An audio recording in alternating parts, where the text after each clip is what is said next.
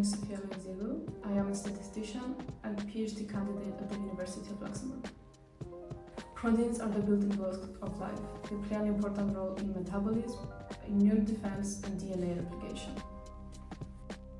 Their structure can also provide insights into many diseases. However, predicting this structure has its hurdles. An AI system called AlphaFold has drastically improved accuracy, but the problem is far from solved. Researchers and statisticians are developing new ways to tackle this challenge. This is where my research comes in. In my research, we are developing a probability model on the three-dimensional torus that can simultaneously capture and analyze three angles. This is particularly important because existing statistical models struggle with complexity and usability when handling multiple angles at once.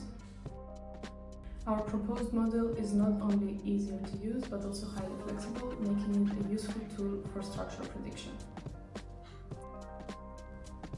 We are also working on a statistical symmetry test that can be applied to any number of angles. This provides further insights into protein folding patterns.